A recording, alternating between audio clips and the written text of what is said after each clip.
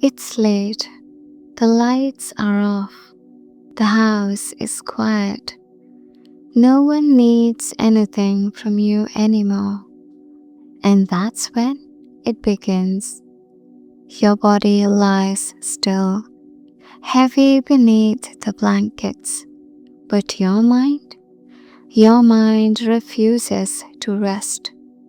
Thoughts arrive uninvited, things you forgot to worry about during the day, things you thought you were over, conversation from years ago, replayed with surgical precision, imaginary futures where everything goes wrong. You turn from one side to the other, hoping sleep will come first. It doesn't, because night changes the rules of the mind. During the day, your attention is pulled outward. Tasks, messages, responsibilities, noise. Your brain is busy reacting, deciding, responding, surviving. But at night, when the world finally lets go of you, your mind turns inward. This is when the default mode takes over. The part of the mind that asks questions instead of answering them. The part that connects memories, regrets, fears, and unfinished emotions. The part that doesn't care about productivity, only meaning. And meaning is dangerous territory after midnight. Overthinking at night isn't random. It's not weakness. It's not failure. It's not because you are bad at sleeping. It happens because the mind senses safety. No one is watching. No one is interrupting. No one is demanding performance. So the thoughts you pushed away all day finally get a voice. The ones that say, "Did I choose the wrong path? Why did I say that? What if nothing changes? What if I end up alone?" During the day, these thoughts are drowned out by movement. At night, they echo. There's also something else happening, something quieter. As darkness falls, your brain releases chemicals meant to slow you down. Your body prepares for rest. Your defenses lower. And when defenses fall, emotions rise. Feelings you didn't have time for earlier suddenly demand attention. Sadness without a clear source. Anxiety without a single trigger. A strange heaviness that sits on your chest and refuses to move. This isn't your mind betraying you. It's your mind catching up. Nighttime overthinking often feels hostile, but it isn't. It's a kind of internal audit, a review of what happened, what mattered, a signal pointing toward unresolved things, emotions that were postponed, not healed. Your mind is saying, "Now that we are finally alone, can we talk?" And the reason it feels overwhelming is because you're not used to listening without distractions. The tragedy isn't that we overthink at night. The tragedy is that this is often the only time we truly meet ourselves. Without noise, without roles, without masks. Just you and the thoughts that didn't get daylight.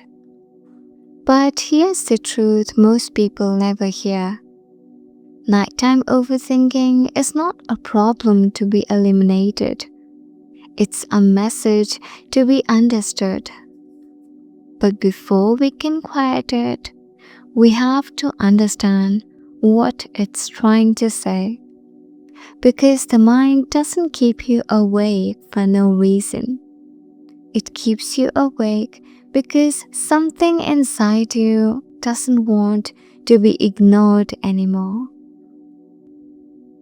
In the next chapter, we'll explore why night turns small worries into massive spirals and why your brain becomes obsessed with what ifs once the lights go out. Chapter 2: Why the Mind Chooses Night to Worry. There's a strange pattern to nighttime overthinking. It rarely brings new problems. Instead, it resurrects old ones. Things you already know, things you've already thought about, decisions you've already made or avoided. And yet, at night, they return with new intensity, sharper, heavier, more convincing. Why? Because the mind behaves very differently after dark. During the day, your brain runs on utility. It asks, what needs to be done next? What's urgent? What keeps me functioning? But at night, utility collapses. There is no next task, no urgency, no external structure. So the brain shifts modes from doing to evaluating, and evaluation is where worry lives. At night, the brain becomes a courtroom. Every memory is evidence. Every mistake is re-examined. Every future scenario is cross-examined. And you are both the accused and the judge. The mind asks questions that have no immediate answers.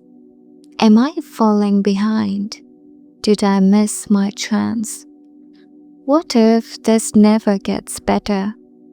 These questions don't want solutions. They want certainty. And certainty is impossible at 2 a.m.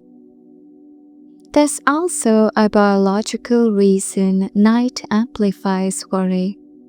As darkness deepens, emotional regulation weakens. The rational part of the brain, the one that says, this will make sense tomorrow, loses influence. Meanwhile, the emotional centers grow louder. Fear becomes persuasive. Doubt sounds logical. Worst case scenarios feel realistic. Not because they are, but because the mind has lost its balancing voice. This is why thoughts that seem manageable in daylight feel catastrophic at night. The problem didn't grow. Your defenses simply fell asleep before you did. Another reason night thinking feels so relentless is because it lacks resolution. During the day, worry often leads to action. You can send a message, make a plan, distract yourself, move your body. At night, there is nowhere to go, no action, no outlet, no closure. So the thought loops again and again and again. Not because your mind enjoys suffering, but because it has nowhere to place the energy. Unresolved thoughts don't dissolve in stillness, they echo. And perhaps the most uncomfortable truth of all, night is when the mind asks questions you avoid during the day. Questions about direction, meaning, belonging, identity. Questions that don't fit neatly into the to-do list. The mind waits for darkness because darkness removes distractions. It knows you can't outrun it anymore. This is why telling yourself to stop thinking never works. The thoughts are not random noise, they are signals. Signals that something inside you wants attention, not suppression. And until those signals are understood, the night will keep bringing them back. Not to punish you, but to be heard. Chapter 3: The Spiral. How what if takes over the night. There is a moment when thinking turns into spiraling. You feel it happen. A single thought appears, small, almost harmless. What if I made the wrong choice? At first, it's manageable. You acknowledge it. You try to move on. But the night does not let thoughts remain singular. It multiplies them. One what if invites another. What if I waited too long? What if I'm not as capable as I think? What if this is as good as it gets? The mind doesn't pause to verify these questions. It stacks them. And soon, you're no longer thinking. You're falling. Nighttime spirals follow a predictable pattern. They always move forward in time. Rarely do you spiral about tomorrow morning. You spiral about years from now. You imagine futures where mistakes compound, where opportunities close permanently, where you are left behind while life moves on without you. The mind doesn't imagine neutral futures at night. It imagines endings. This happens because the brain, when tired, loses its sense of proportion. Small uncertainties feel massive. Temporary confusion feels permanent.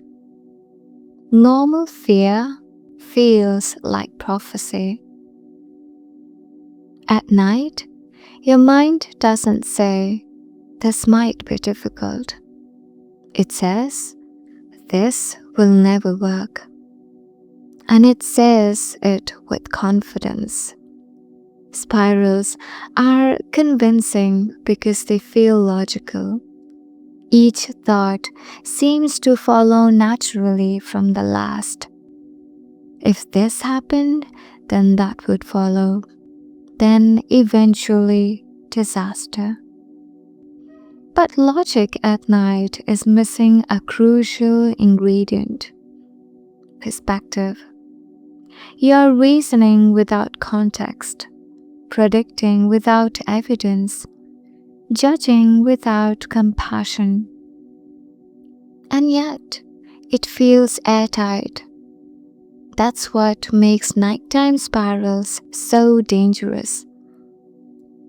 There's another reason spirals are so powerful after dark. They give the illusion of control.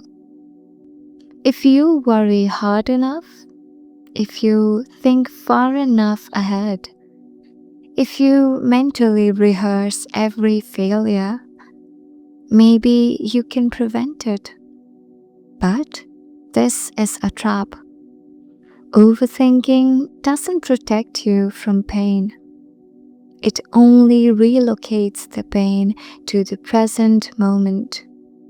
So you suffer twice, once in imagination and once in reality, if it ever arrives at all. Notice something important about nighttime spirals.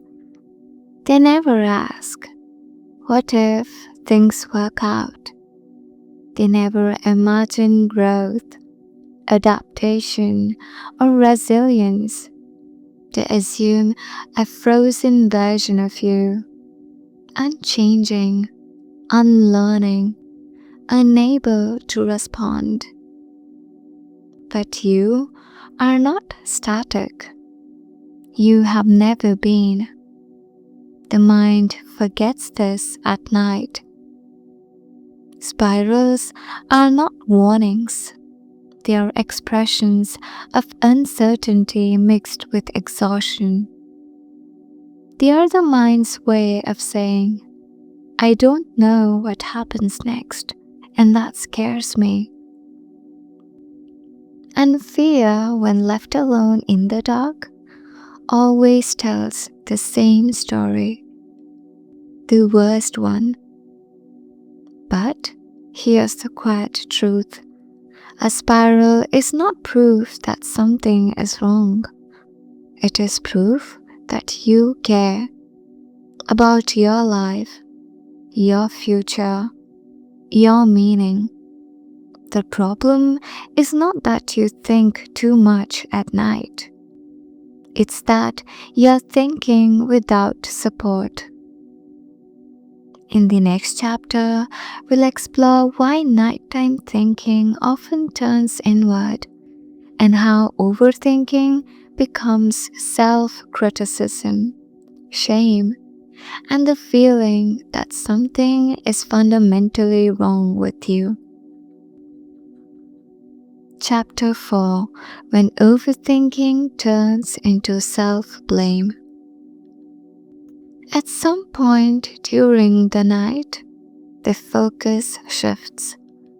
The thoughts stop being about situations and start being about you. Not what happened, not what might happen, but what kind of person you must be for these things to keep happening. This is where overthinking becomes personal. The mind begins to narrate your identity. I always mess things up. Everyone else seems to handle life better. Why am I like this? And suddenly, the problem is no longer external. It's internal, permanent, inescapable. Nighttime self-blame feels truthful. That's the most dangerous part. There's no one around to contradict it. No distractions, no achievements to point at, no voices reminding you of nuance. So the inner critic takes the microphone, and it speaks with certainty. During the day, self-criticism competes with reality. You see yourself functioning, responding, surviving. At night, those proofs disappear. All that remains is memory, and memory is selective. The mind doesn't replay moments of competence. It replays hesitation, embarrassment, regret. You don't remember the 100 times you handled things well. You remember the one time you didn't. There is a reason shame loves the dark. Shame requires isolation. It grows stronger when you feel unseen, uncorrected, and alone with your thoughts. And night provides the perfect conditions. In silence, your flaws feel magnified. In stillness, your mistakes feel permanent. In exhaustion, compassion evaporates. Self-blame at night often sounds like logic, but it isn't. It's emotional reasoning. I feel bad, therefore I must be bad. I feel behind, therefore I am behind. I feel lost, therefore something is wrong with me. Feelings become verdicts, and the court is closed until morning. What makes this especially painful is that nighttime self-criticism pretends to be helpful. It says, if I'm hard enough on myself, I'll improve. If I analyze every flaw, I'll fix them. If I understand what's wrong with me, I'll be safe. But harshness has never created healing. It only creates vigilance. And vigilance never sleeps. Notice how nighttime self-blame rarely asks gentle questions. It doesn't ask, what am I tired of carrying? What support do I need? What part of me is overwhelmed? It asks accusatory ones, because blame feels simpler than complexity, and exhaustion prefers simple answers, even painful ones. But here's something important. The voice you hear at night is not the truth. It is a tired mind searching for certainty. And certainty in the absence of rest often sounds like judgment. The fact that you overthink does not mean you're broken. It means you're reflective. The fact that you self-criticize does not mean you're flawed. It means you care deeply about doing life well. In the final chapter, we'll talk about how to meet nighttime overthinking differently. Not by fighting it, but by softening it, and how the night can become a place of containment instead of attack. Chapter 5: Making Peace with the Night. Eventually, the night reaches a turning point. Not because the thoughts disappear, not because answers arrive, but because something in you grows tired of fighting. You realize that struggling against your own mind only sharpens the noise.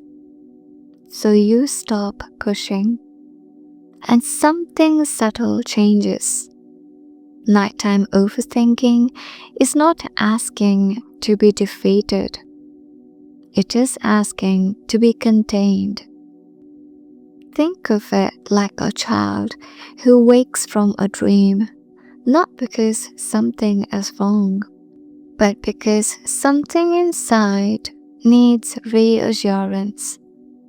The mistake we make is trying to silence it. The night doesn't respond to force, it responds to presence. When you stop arguing with your thoughts, they begin to lose their grip. Not all at once, not dramatically, but gradually, like waves that soften once you stop standing rigid against them. You don't need to solve your life at midnight. You don't need clarity tonight. You don't need certainty before sleep. The night is not designed for answers. It is designed for holding. There is a reason so many ancient cultures treated the night as sacred. Not productive, not efficient, sacred. A time when the mind loosens its grip on control and allows truth to surface in quieter ways. Truths like, I'm tired, I'm human, I don't need to know everything right now. These are not failures, they are permissions. Overthinking softens when you stop asking it to disappear and instead ask what it needs. Often, the answer is not insight, it's rest. Rest from self-evaluation, rest from comparison, rest from imagining futures you cannot control. Sometimes, the most powerful thought at night is this: I can think about this tomorrow. Not as avoidance, but as trust. Trust that daylight brings proportion back. Trust that a rested mind tells kinder stories. Trust that you are allowed to pause. The night becomes gentler when you treat yourself gently within it. Lower the lights, slow your breath. Let your body lead instead of your thoughts. Your mind doesn't need to be convinced. Your nervous system needs to feel safe. And safety begins with permission to stop performing, even internally. Here is something worth remembering. The thoughts that feel overwhelming at night rarely survive the morning unchanged. Not because they were wrong, but because they were incomplete. They lacked context, energy, perspective. They were spoken by a mind that needed rest more than answers. So, if tonight your thoughts return, let them sit beside you. You don't have to engage everyone. You don't have to follow them to their conclusions. You can acknowledge them quietly and say, I hear you, but not right now. That is not avoidance. That is wisdom. The night is not your enemy. It is a mirror that shows you what needs care, not punishment. And sleep does not arrive through victory. It arrives through surrender. Let the thoughts drift. Let the questions wait. You're allowed to rest, even unfinished. This has been Midnight Mind. Sleep gently.